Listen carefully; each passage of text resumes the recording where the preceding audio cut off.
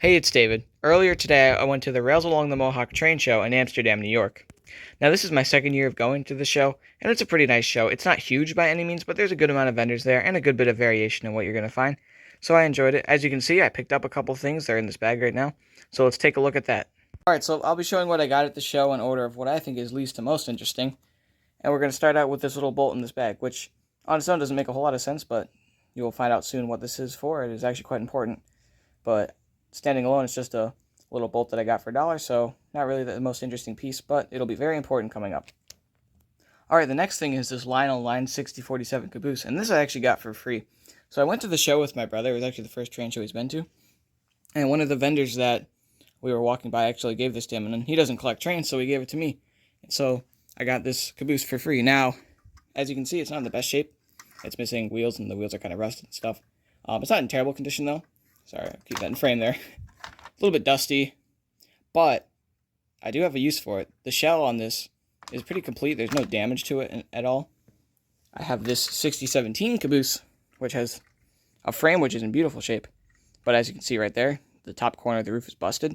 So I'm thinking about swapping the shells on these two cabooses, and then I'll have a nice caboose and one which is in poorer shape. But together I think I can make a nice piece with both of them. So that was a nice find. Next thing I got is this Lionel NPC era Swift Reefer car. And this is a car I've been wanting to pick up for a while now. I've been looking at a few on eBay. And I typically find them for around $20-$25, which is more than I'm willing to pay for one without a box. This car doesn't have its box, but this car was only $10. And it's the car that I wanted for a while, so I was very happy with finding it. It's in pretty good shape. There's a little bit of surface rust on a couple of the parts. It's a little bit dusty, but other than that, it's completely in complete condition. Nothing missing, nothing broken. And so I figured for $10 it would be a good addition to my collection. Alright, now we've come to the big thing I got at the show. You might be able to read what it says in the box, but this is a Lionel Postwar 681 turbine. The Lionel turbine is one of the most iconic Lionel locomotives, and something I've been meaning to find for a very long time now. I was actually coming to the show with hoping to purchase a turbine. It was on my list of things to buy, and I looked around for a little while at first. Didn't really find too much. I kept looking at people selling Postwar, and I kept finding lots of other engines, but no turbines. So I wasn't sure if I was going to find one, but I happened upon one at a table.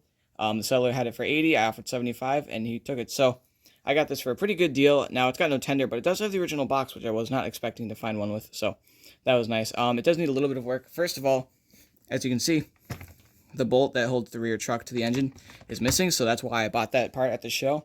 It comes to life, but it doesn't really run all too much. But like the seller said, it sat in a box for a while, so it probably needs just a good cleaning. And I'm sure it'll spring to life, so I'm sure it'll be a great runner. And looks-wise, it's in pretty good shape. There's a little bit of surface rust on a couple of the parts, but nothing too bad. A little bit of scratch paint, but it's what you expect for a 70-year-old locomotive. So I'm very happy to finally own a Lionel turbine. Again, one of the most iconic engines of the post-war era. Now, why don't we test it and see if we can get this thing running? So I've got the turbine on the track. We'll give it a little power, and you can see what it does. As you can see, it gets power, lights up, and everything. Let's see if we can cycle the unit. Yeah, so it sounds pretty healthy. It's definitely getting a good amount of power, and at smoky it works and all that. But there's no power getting to the motor. So what I'm going to do is I'm going to take it apart, clean off the brushes and the armature, and see if we can get this thing running. Alright, first impressions on the inside. It looks pretty clean. But one thing I noticed is that there's a ton of deposit from the smoke unit on this. It's like crystals all on this wire. Another thing is that these are all the original wires, so I'll have to be very careful when I'm operating or working on this thing. So the commutator plate looks pretty clean, but those brushes could probably use some help.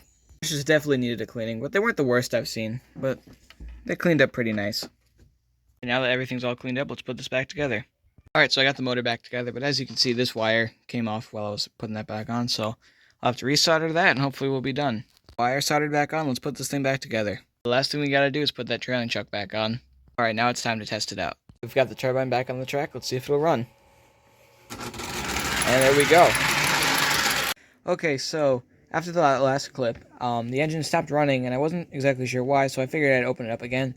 And I took a look at the unit, and the reason is because it's really hard to see, but the unit drum, one of the little notches on there that allows it to cycle from forward, neutral, reverse, was actually broken off. So what I did was I took a plastic screw that I had from a model kit, and I cut off a piece, and I glued it on there.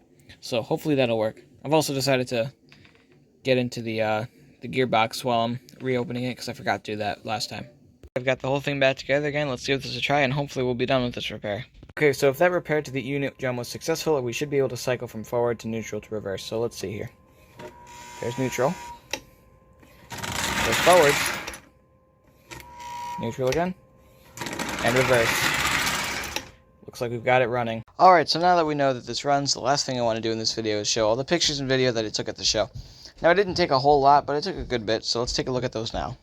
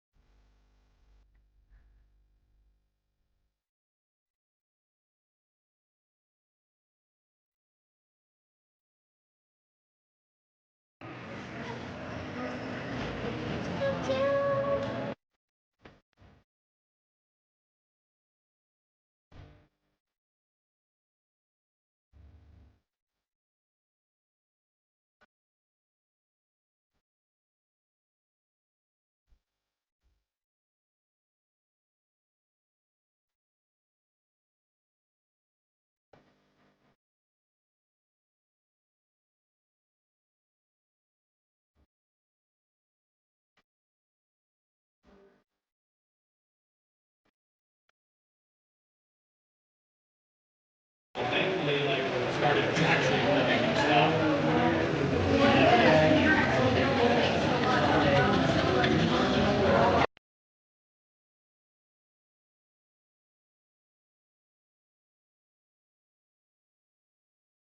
Alright, I hope you enjoyed that video, and if you did, please give it a like or comment, and if you want to see more stuff like this, subscribe to my channel. Thanks.